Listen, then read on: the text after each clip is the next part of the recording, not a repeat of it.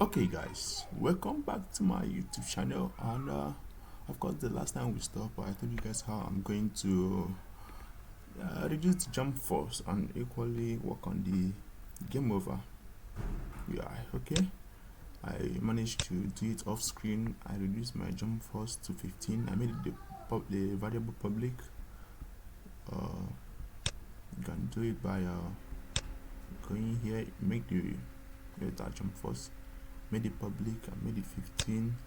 Also on the UI, the game over UI,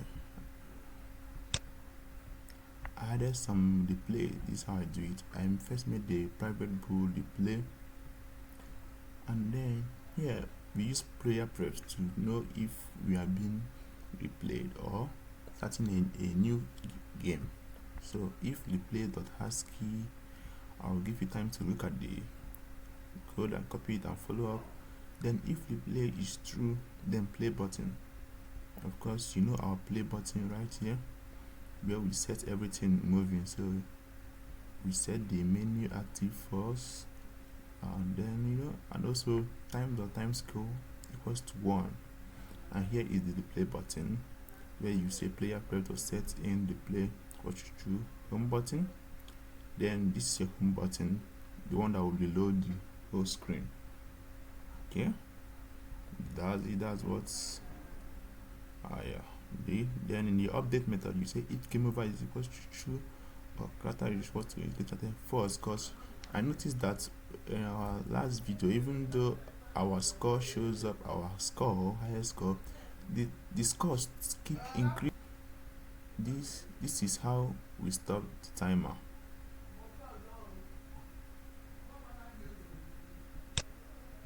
So go to your canvas, go to your game over,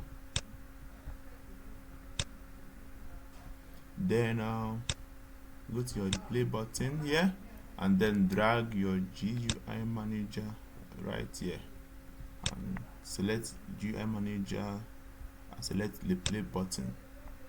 Do the same for your home button, and then save your scene. Oh sorry, I'm supposed to deactivate that. Yeah, so I'm going to let me deactivate that quickly. Okay,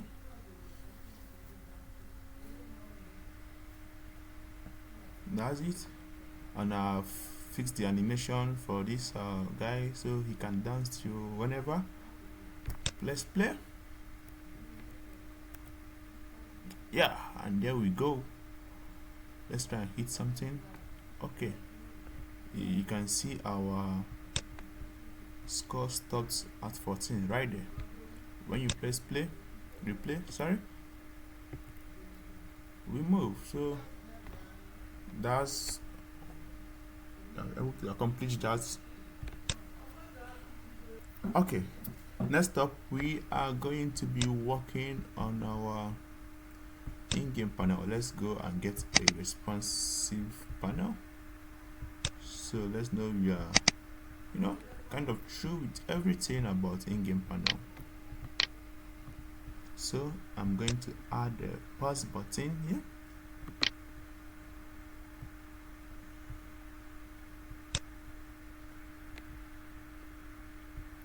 You can go over the access store and download.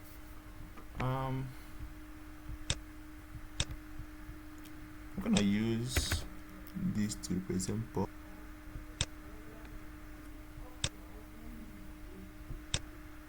Okay, let's duplicate this. Let's call this the pause panel.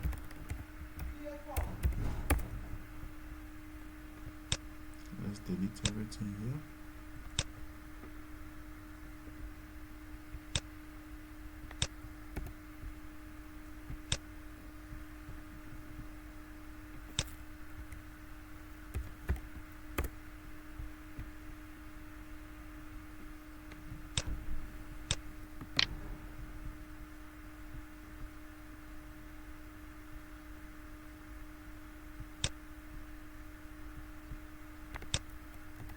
Let's call this the resume button.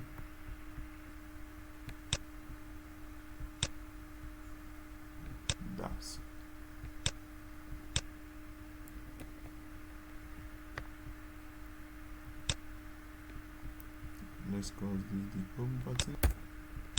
Let's add a text field.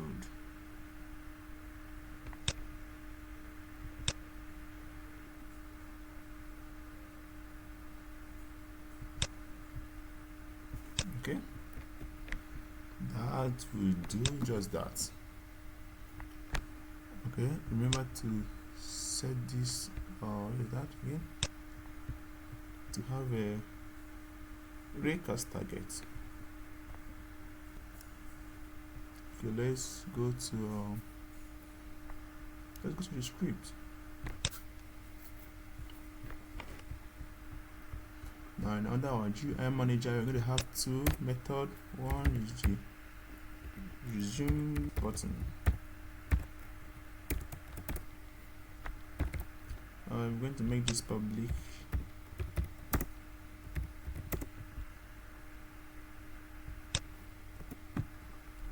Public void, okay. And then let's, since I'm making my pause to be a little smaller, so we need to hide this pause button when we place the pause button. So let's get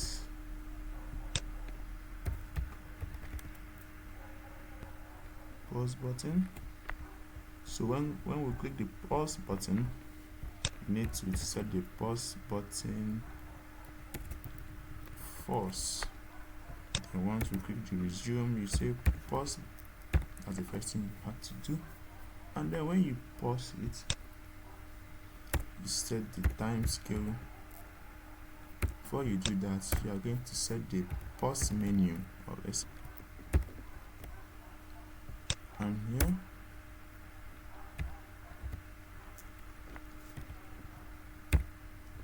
false. And then I want to make a kind of a countdown timer. So I'm going to create a countdown timer so that it's going to count to 3 before our game finally starts.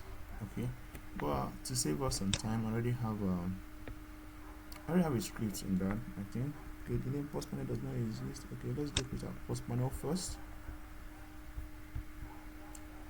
Let's call this pause panel. So go to your GUI manager here. Let's assign stuff. You know what? Since we are here, why not? Let's just drag and drop for the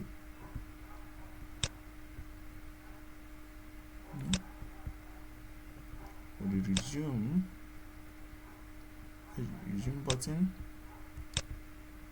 home button, because that doesn't, we have already done that, so we're just going to set it to the home button we did earlier.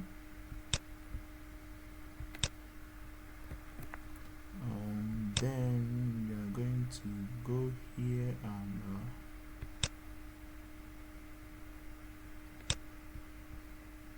with that pause button. Okay, let's name this so we don't get confused.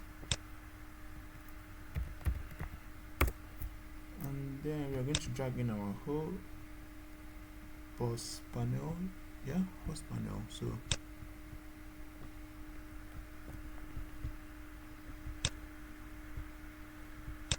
I'm going to create a countdown timer script. Let's call it a countdown timer.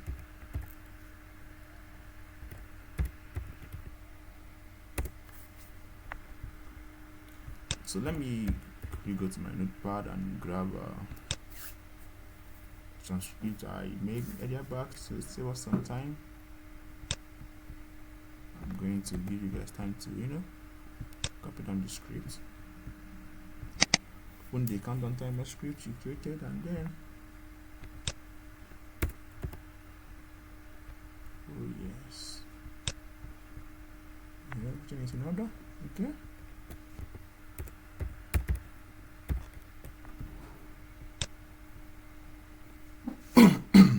sorry about that.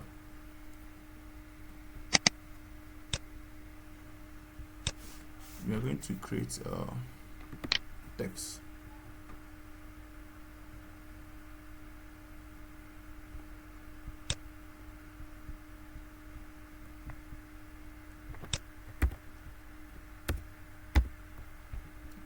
see. Okay, we see text here.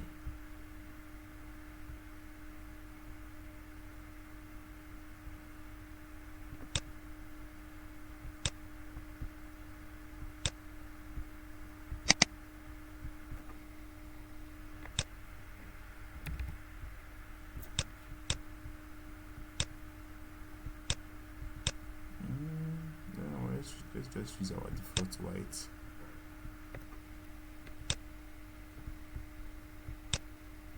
Okay, yeah, that's countdown test. So let's go to our GUI manager. Let's add our countdown timer script here. Okay, why am I not seeing this? Oh,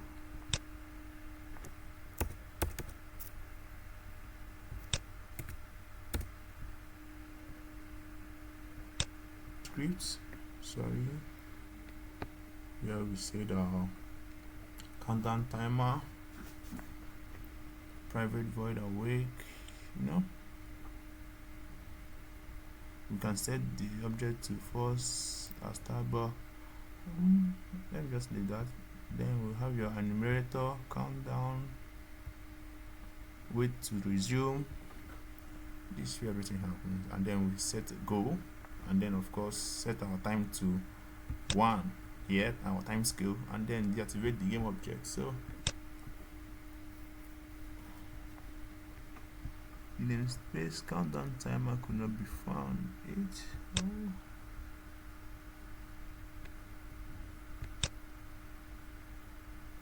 What happened? Oh, small letter D. I didn't see that. Okay, with that I'm supposed to get a space, yeah. And our countdown timer I'm going to use 4, or let's just use 3, and then drag in our countdown timer here. Let's set this active to false. I'll start. Then we are going to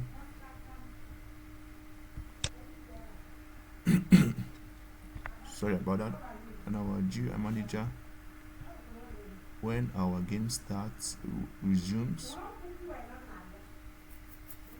When the game resumes, here, where is the resume? We don't have any resume button. Okay, yeah, let's have resume. Once we set all these active to false, we're going to call a coroutine. But call a coroutine on in another method. This is how we do it. Start down timer dot instance dot countdown. That's right, countdown, right? Yeah, this is the method we are going to call. And yeah, this is how you start a coroutine in another method. Okay, now save up your script and then let's head back into Unity. Hopefully no errors, and now things should work out just fine. So let's set our menu to active and start. Let's see what we got here.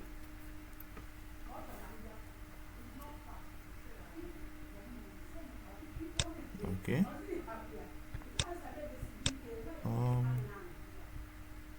Why is this not working? Did we say that?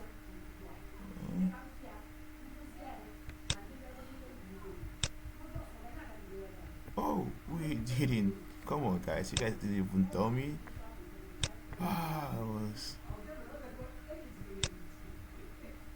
So let's set it to pause button. Yeah. Okay. Let's go again. Let's go once more. Okay. Okay. Yeah. This is our pause button. You see our pause button here is hidden. Let's press resume again. 2, 1, go. You see that? Yeah. But I want to make a little adjustment. I want to do that so that before this pause button reappears again, the countdown must have finished. So let's just sort it out in a second. So yeah, you see, done is done, and with that, that's all. Okay, that's all for this tutorial. And in the next tutorial, you're almost getting to an end. Like, we have set up the basic now: running, sliding, jumping, coins, picking up coins, and what's basically most of the things you need to have your Endless Runner game up and starting. In the next tutorial, we are going to be looking at saving, how to save the player data, and then furthermore, we're going to be looking at character selection and then setting up shop. Okay, that's all. Thank you.